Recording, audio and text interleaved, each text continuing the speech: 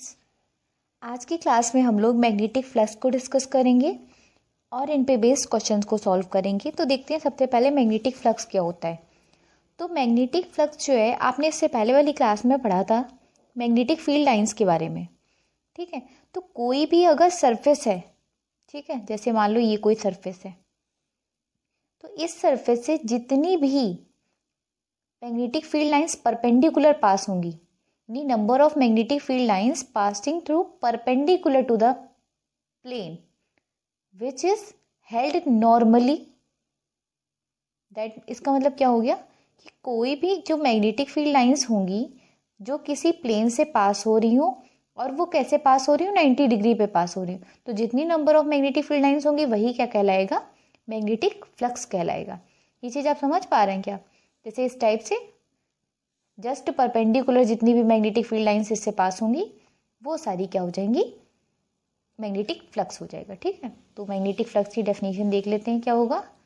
The number of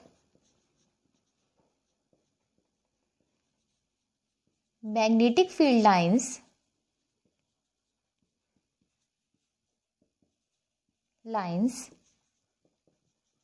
passing perpendicular to a given surface area is known as magnetic flux। अब देखिए magnetic flux को हम किस चीज से डिनोट करते हैं, फाई से डिनोट करते हैं, ठीक है। किससे डिनोट करते हैं, फाई से। ये इसका नोटेशन हो गया, ठीक है। और जो इसका फॉर्मूला होता है वो क्या होता है, फाई इज इक्वल्स टू, क्या बताया था, magnetic field lines passing through area, तो बी डॉट ए, इस टाइप से होता है। और जब हम ये आप नेक्स्ट क्लास में पढ़ेंगे, किसी भी दो वेक्टर्स का अगर डॉट प्रोडक्ट निकालते हैं तो वो सॉल्व होके क्या आता है, बी ए कॉस थीटा। फिलहाल आप अभी लर्न कर लेंगे कि फाई इज इक्वल्स टू क्या होता है, बी ए कॉस थीटा होता है। और यही क्या है, मैग्नेटिक फ्लक्स है। कॉस थीटा क्या होता है, बी और ए के बीच का एंगल होता है, ठीक है। जो भी बी और ए के बीच में एंगल बन रहा होगा वो एंगल यहाँ पे पुट कर देंगे, वहाँ से हम वैल्यू फाइंड कर लेंगे, ठीक है। तो नॉर्मल सा एक बार मैग्नेटिक फ्लक्स को फिर से देख लेते हैं क्या होता है।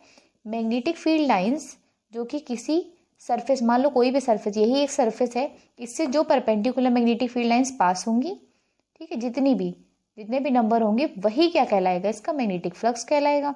और फाई इज इक्वल्स टू क्या होता है, बी डॉट ए होता है। और जब बी डॉट ए ओपन करते हैं तो बी ए कॉस थीटा होता है। अब हम देखते हैं कि फाई की यूनिट क्या होती है और इस पे बेस्ड क्वेश्चंस को देखते हैं। यूनिट देखते हैं। आपने यूनिट मैग्नेटिक फील्ड की पढ़ी थी वेबर पर मीटर स्क्वायर, और इसकी जो मैग्नेटिक फ्लक्स होती है इसकी यूनिट क्या होती है, वेबर होती है, केवल ओनली वेबर। कैसे हुआ ये देख लीजिए। फाई इज इक्वल्स टू क्या था, बी ए था। बी की यूनिट मैंने आपको बताई थी वेबर पर मीटर स्क्वायर, और एरिया की क्या होती है, मीटर स्क्वायर। तो ये मीटर स्क्वायर कैंसिल हो गया, वहां से फाई की यूनिट क्या आई है, वेबर आई निकल के, ठीक है। एक तो यूनिट इसकी हो गई वेबर, दूसरी हो गई न्यूटन मीटर पर एम्पियर। एक और यूनिट होती है वो भी लिख लीजिए, क्या होगी, न्यूटन मीटर पर एम्पियर। ये भी यूनिट होती है मैग्नेटिक फील्ड की, ठीक है। तो ये यूनिट भी हो गई न्यूटन मीटर पर एम्पियर, और वेबर यूनिट हो गई, ठीक है। और अगर आपसे पूछा, ये तो एमकेएस यूनिट हो गई, अगर आपसे पूछा जाए कि what is the CGS unit of magnetic flux, तो आप क्या बताएंगे, सीजीएस यूनिट जो होती है मैग्नेटिक फ्लक्स की वो क्या होती है, मैक्सवेल होती है। सीजीएस यूनिट इज मैक्सवेल, ठीक है। इसको शॉर्ट में हम लोग क्या लिखते हैं, एम एक्स लिखते हैं, ठीक है। ये भी आप लर्न कर लीजिएगा। और अगर आपसे ये पूछा जाए कि 1 वेबर में कितने मैक्सवेल होते हैं, तो आप क्या बताएंगे, 10 की पावर 8 मैक्सवेल होते हैं। 1 weber is equal to 10 to the power 8 maxwell, ठीक है।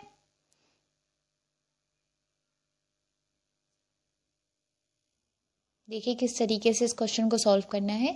A coil of wire having area 0.9 metre square. एक क्वाइल है जिसका एरिया कितना गिवन है, 0.9 मीटर स्क्वायर गिवन है। उसको एक यूनिफॉर्म मैग्नेटिक फील्ड में रखा गया, ठीक है।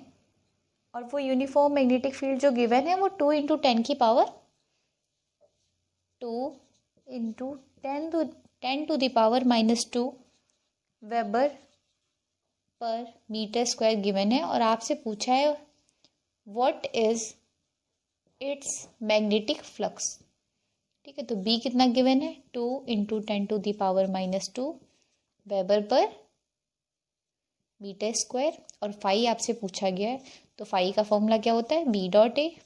तो बी की वैल्यू कितनी है 2 × 10 to the power -2 और ये 0.9 है। पॉइंट हटाया यहाँ पे, नीचे एक 0 बढ़ गया, 2 9 जा 18 और यहाँ पे 10 की पावर -2 और ये 10 की पावर ऊपर जाएगा तो 10 की पावर कितना हो जाएगा -1। देखिए नीचे प्लस की पावर है तो ऊपर जाएगी तो पावर कैसे हो जाएगी -1।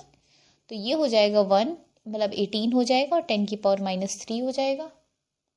इसके बाद हम लोग क्या करेंगे, इसको जो आप चाहें तो यहीं पे छोड़ सकते हैं। बाकी एक तरीका ये है कि जैसे हम पॉइंट में आंसर लिखते हैं कि एक डिजिट के बाद पॉइंट होना चाहिए, तो उसके लिए 1.8 करेंगे तो 10 की पावर कितना हो जाएगा -2 हो जाएगा।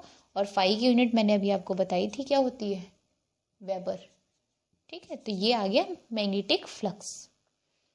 एक चीज़ आप ध्यान दीजिएगा, जब भी आपसे कहा जाएगा कि मैग्नेटिक फील्ड आपको फाइंड करनी है या मैग्नेटिक फ्लक्स फाइंड करना है और ये प्लेन के परपेंडिकुलर रखा हुआ है, ठीक है, तो वहाँ पे आपको कॉस थीटा में कॉस 90 वैल्यू डालने की कोई नीड नहीं है, क्योंकि डेफिनेशन में ही कहा गया है परपेंडिकुलर, उसके लिए ही फॉर्मूला ये निकल के आया है, ठीक है। तो जब कभी भी, क्योंकि कॉस 90 की वैल्यू 0 होती है, तो आप अगर इसमें 0 पुट करेंगे तो सब 0 हो जाएगा। तो एक चीज़ आपको ये ध्यान रखनी है, अगर परपेंडिकुलर कह रहा है तो आपको वहाँ पे कॉस 90 नहीं, सीधे फाई = बी ए रखना है, ठीक है। और अगर मान लिया कह देते हैं कि 60 डिग्री पे है, 30 डिग्री पे है, 40 डिग्री पे, कुछ भी कहते हैं, तो आप फॉर्मूला यूज़ करेंगे फाई = बी ए कॉस थीटा। तो इस चीज़ को माइंड में रखिएगा कि क्या कहा जा रहा है। अगर आप यहाँ पे कॉस थीटा लिख के कॉस 90 लिख दिया फिर 0 हो जाएगा ओवरऑल और आपका आंसर गलत हो जाएगा, क्योंकि डेफिनेशन में कहा गया इसलिए हमें 90 वाला मेंशन नहीं करना है, ठीक है। ये टॉपिक यहीं पे फिनिश हो रहा है, नेक्स्ट टॉपिक हम अगली क्लास में डिस्कस करेंगे।